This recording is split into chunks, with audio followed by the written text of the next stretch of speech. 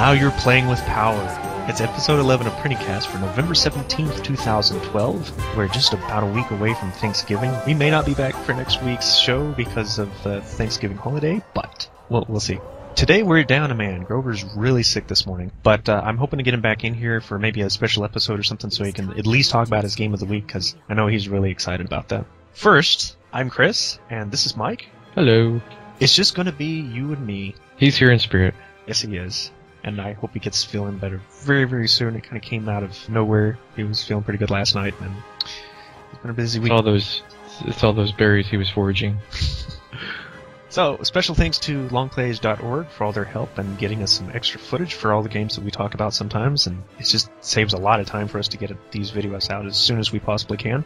And galaxypugs.com, which is also now not only a great place to arrange Minecraft servers and Unreal Tournament servers, including some tournaments, they're also our home for our forums. Because Grover's not here, his game of the week is going to be postponed for this particular episode, but and don't forget to check the description for easy links to all the parts of this week's show, as well as any other links that we may be referring to, including the ones I just mentioned. Isn't that redundant? All right. It's an art form. So what have you been playing this week? I've been really, really busy this week, so I don't have a whole lot of gaming under my belt, but I did get invited to the Guild Wars 2 event that they're doing, and they made it so that you could have like a 3-day free trial. You can invite some friends, and I ended up getting invited, so I played it a little bit this morning after raid, and it's kinda has some of the problems that I didn't like about the original Guild Wars, and that was the controls. They feel more sluggish than what I'm used to. This could be just a setting that I need to change, but the mouse moves fast, but when you go to use the mouse to turn your camera, it moves really slow. And the other issue I had with it is the controls in general just seem kind of laggy, and it might be because I'm used to playing arcade games, and WoW plays more like an arcade game than a traditional MMO, with the way that you jump around and move within the world. But when you're playing games like Guild Wars 2, you notice the character lag. It doesn't look natural when your characters jump. It seems real stiff, there's not a lot of movement, but that's just an issue with the graphical interface. The game itself seems pretty solid. I started as a ranger. I think I leveled up once or twice. I couldn't tell. I got a couple of flashing things on the screen, and it didn't say I leveled up, so I'm not sure. If I remember right, you don't level up quite typically in that. Yeah. The other game that I played was Lollipop Chainsaw. So you finally got to play a little bit of it. I did. I only got to play a little bit of it, though. I played it a little bit this morning just before we started the podcast, and it's hard. It's my first Suda51 game. I never played Killer 7 or No More Heroes, so it's the first Suda51 game for me, and the controls, well, they're kind of crap, really. The combos don't really flow together. Most games that have like punches that lead into like a strong or a weak attack, you typically string those together to create combos. And I don't know if you unlock them later in the game, but from what I've played, they don't string together at all. You can unlock combos later. I don't know how much is off the bat. Off the bat, all you have is low chainsaw attack, your normal chainsaw attack, a dodge move, and your pom-poms. And the only two that string together are your dodge and any attack. The pom-poms are its own combo set, and the chainsaw is its own combo set. But I'm so used to playing games like God of War where I'm immediately trying to string the two together, and it's just screwing me up and getting me killed, because you can't. It's a little bit difficult to get used to, and the camera controls are pretty bad. It seems to auto-follow you pretty well, but in an instance where you're running and you can't really see what's in front of you, the auto-follow isn't really working. So when you manually change it, it just doesn't pan out very well. I don't know why, after all these years, they're still having trouble with so many cameras. I think it's wanting to give control of the camera to the player, but then not really refining that control. It's just like, oh, you can swivel it. Here you go. Just use the right stick. You can swivel. So, I don't know what kind of work went into the camera. It's just trash talk. Armchair development. But yeah, it is my first Suda51 game. Dialogue is extremely cheesy, which I've come to understand is to be expected. Yes, that's part of the charm. It does have a certain charm to it, even though I died in the first mission, which is tantamount to embarrassment. And Katamari, I did play a little bit more of. after last week's episode. I forgot I played some of that. The only issue that I have with that game is that there's a point where you get your ball big enough to roll over objects. You go into different platforms of the game, and to get up to those platforms, you push the Katamari ball against the platform. Well, the only problem with that is that if you hit the object or the Katamari against like anything, you have a chance of something falling off the Katamari and it getting smaller again. And so what I was doing is I would run it against the step to go up the step, and it would break stuff off, and then it would go up the step. So I'm not sure if that's intentional. I don't think so, but I've only played the demos. Yep. Other than that, it's just been the usual, World of Warcraft, doing the raids. What have you been playing? Pretty much the same usual threesome, the Minecraft. I'm still working on my Island Nation, and a little bit of Counter-Strike here and there. I hadn't played it through most of the week. The last couple of days I did get a couple of rounds since. And then some stuff on Congregate, which has been kind of slow to update for any new games for quite a while now. But there was one in The Grin's Tale, which is one of those very Facebook-y kind of games, and I was kind of leery of it at first. But it doesn't do the usual traps of the Facebook-style game. Plus, the fact that it's got a strong steampunk element doesn't hurt matters any. But it's got a little bit of a role-playing element because you go into these towers and battle with your set of characters, and you do still build your buildings, and you try to make everybody happy, and you're trading these things back and forth, and you've got these timers that give you like more wood or more action points and stuff like that. But it feels more like a game you would actually play, and not one of those games that you're forced to play like the Facebook stuff. That's not as tedious. I don't have any problem leaving it and then coming back just to enjoy myself rather than, oh my goodness, I need to get back to take care of my crops. So that's an improvement. It's always been an issue. But probably by and large, I don't know. I really haven't been playing Minecraft as much this week. But Silent Storm, because I got back on that, I've actually been playing it quite a bit. It takes a long time to get through some of the missions. Anybody that's played some of the old XCOM games knows some of those missions can take a while. I'm not progressing particularly fast, and I'm trying to level up characters and stuff at the same time, so I'm doing some of the random battles, picking up all that extra ammo, getting myself ready for tougher missions. And I've also been playing Grover's Game of the Week, which I'm going to go ahead and spoil simply because I kind of have to. But I won't talk a lot about it. I'll save it for when he gets on here to talk about it. And that is Don't Starve, which is an alpha indie game that is this weird combination of like Toe Jam and Earl meets Minecraft meets maybe a Facebook game. Kind of got this retro sepia tone to it. The characters are... Now, when you say alpha, do you mean it's like a buy-in and then you get access to the game when it's released? Pretty much. It's a lot like how Minecraft did. Okay. And there's been several others too, but you're getting an early version of the game to play as you would like, and as they update, all the updates are of course going to be free for you. So when the actual game comes out, you'll get the full game when they're ready for it. Now, I don't know if this is going to be one of those type of games that they'll keep adding updates to once they're finished, but you can tell even as polished as it looks, there's a lot of elements still missing to the game that has to be added before it's going to be particularly successful. This is one of those games that you'll really get into it for a week, and then after that, you play it for an hour here or there, something you revisit every now and then, one of those type. But yeah, that's pretty much all my games this week. All right. It's just sad. I keep trying to add in something completely different and new. I keep wanting to get back to my 360 and play some Mass Effect or Red Dead Redemption or Bayonetta or something, or go back to my PS2 because earlier this year I was really catching up on my RPGs. I beat all sorts of RPGs that I've been meaning to for a long time. Well, I was going through the PlayStation Network's online store last night. I had a goal. I was going to buy the Doctor Who game that came out, The Eternity Clock. I saw it on Steam, and this is what originally made me interested in the game. It was $10 on Steam. Right now it's 10% off because the game just came out. And there's a multiplayer component. And I figured, oh, well, instead of, buying 2 copies of it, one for me and one for Sydney so that we can play it together, I'll just head over to the PlayStation 3 and buy 1 copy there, and then we can play multiplayer off the same system, and then she can use the controller. So I loaded up, and it's double the price on the PlayStation Network. So I was very disappointed with that and ended up not getting it. I did buy Flying Hamster because she wanted it. It's a shooter game where you're a hamster and you pick up little power-ups, and depending on what it is that you pick up, you spit it out of your mouth. Like if you pick up mugs of beer, you shoot like a stream of beer. It's like a laser. It's a beer laser out of your mouth.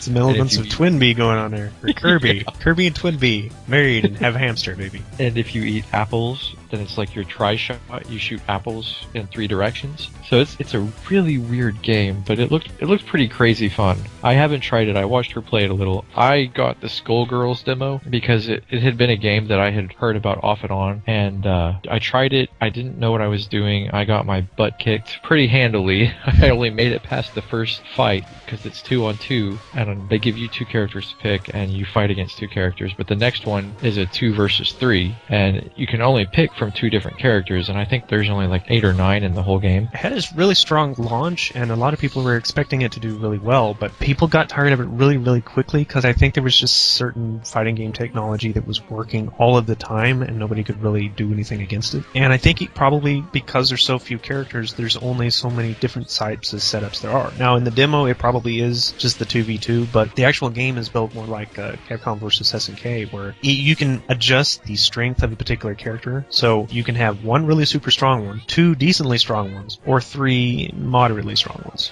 Ah, I see. That makes it a little bit more interesting. It did take me some time to figure out how to call in assists and trade out characters in the fight because the controls aren't given to you. There's no menu for you to look at controls, which is bad for a demo. But I ended up figuring it out. I couldn't figure out very many moves. Nothing about it is really on display. So I guess on to game news? Game news. One of the bigger news was Call of Duty Black Ops 2 came out. Everybody knows about this. It succeeded very well. However, there is almost like 1,000 cases of people getting the game and finding out the second disc of the game was actually Mass Effect 2. So these situations are being taken up with returns and stuff. BioWare is trying to offer for the mistake, the first 50 people to send in pictures of this arid phenomenon will receive a free downloadable copy of the Mass Effect trilogy, which I'm guessing is where the mistake happened. They're reprinting Mass Effect 1 through 3, get it ready for the Mass Effect trilogy that they're going to be launching very, very soon. Yeah, it's already out. So, yeah, that's a weird error to make, but it happens. Boxes probably got shipped around.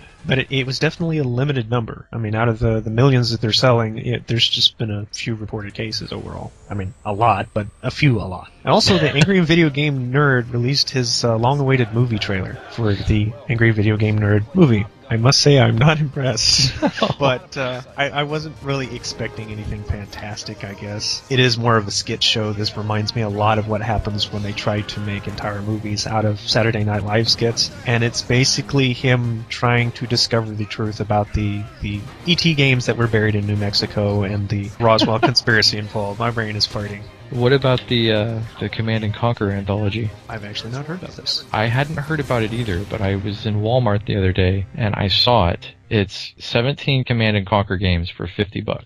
It's basically the whole set, and there was something on the box about a new Command & Conquer game, but I don't remember what it said. They're trying to rebuild the Command & Conquer franchise after what happened with Command & Conquer 4, which was kind of a disaster. Trying to turn a famous RTS into kind of a arena-based version of it.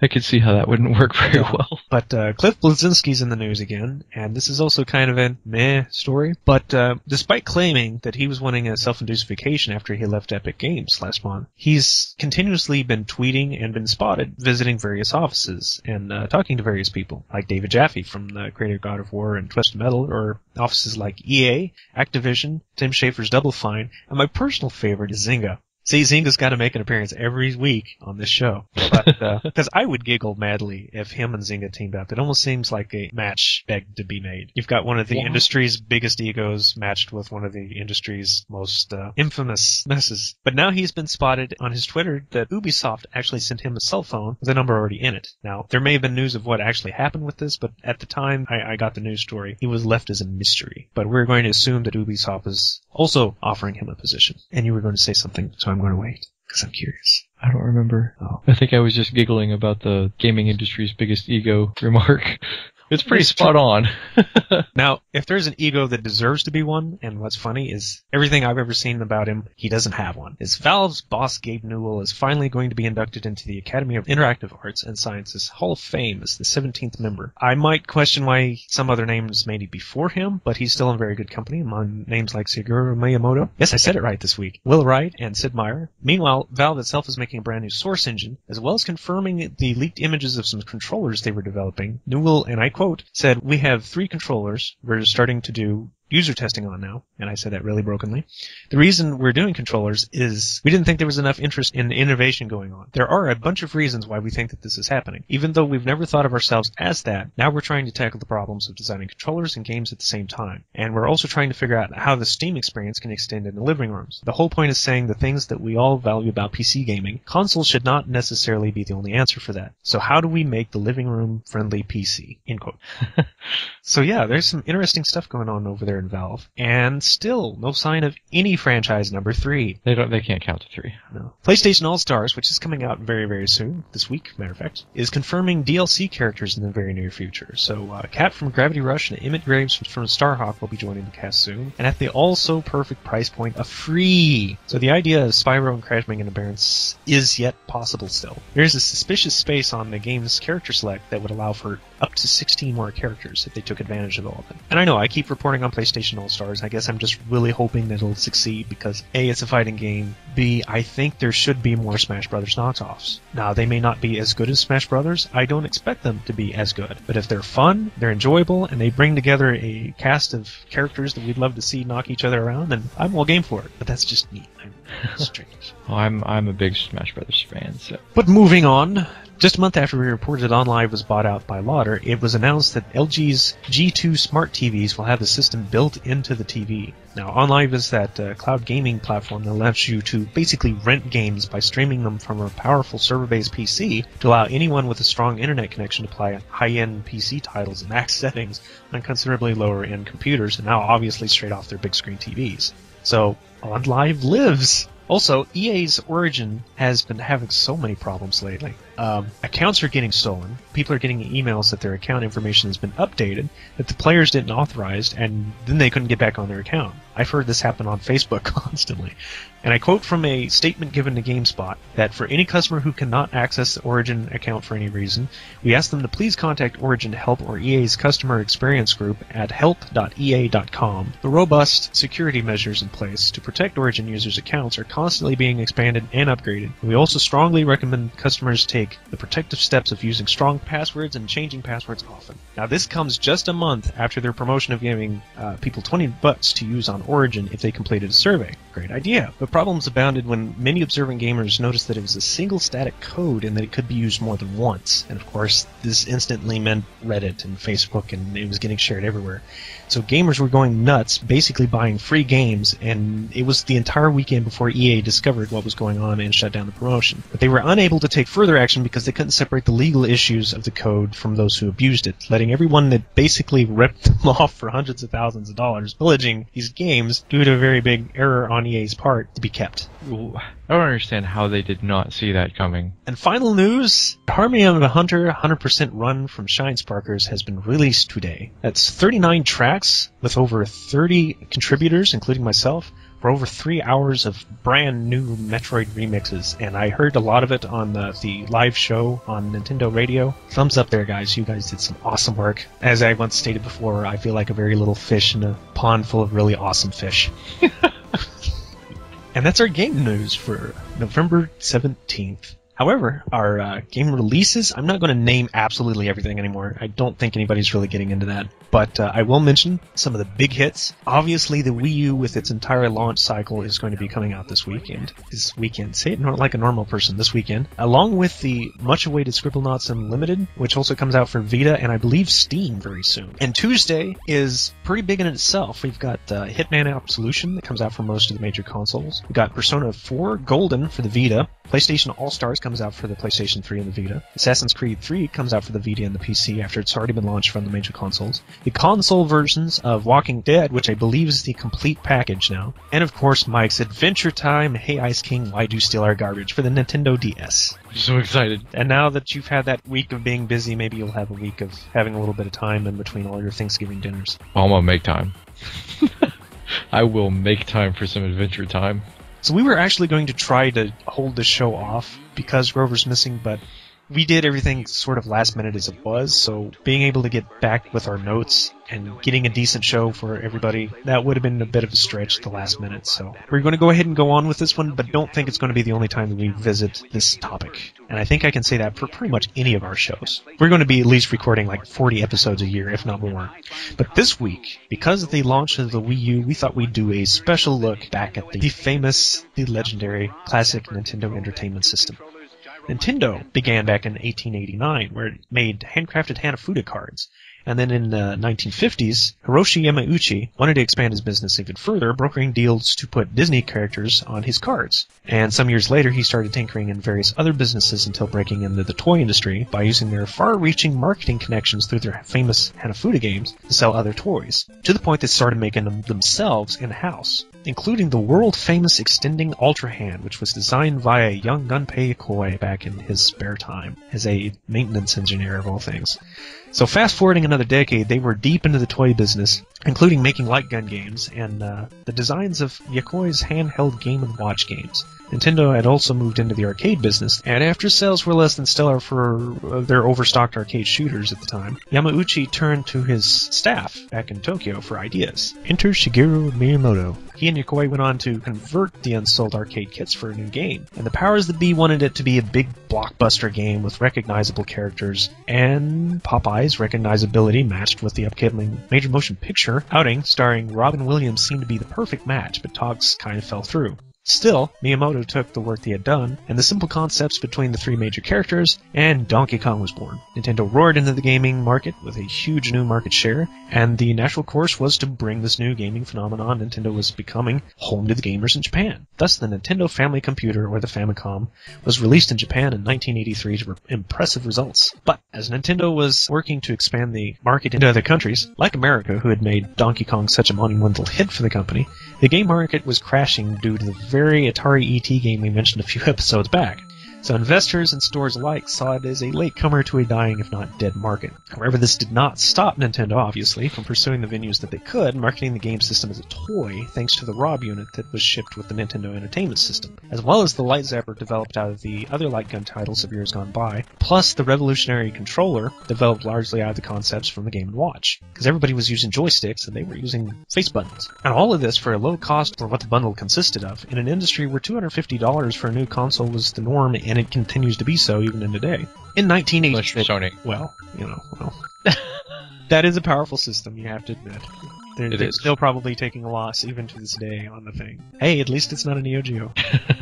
$250 for the game. I did see an interesting article in a recent Game Informer, which, when you calculate for inflation, it put the original Nintendo system upwards of like $800 in today's market. It was somewhere between $600 and $800. I don't remember the exact number. In 1986, the system finally came full force into the U.S. populace, only enhanced by the ridiculously addictive and popular side-scrolling return of Mario and Super Mario Bros.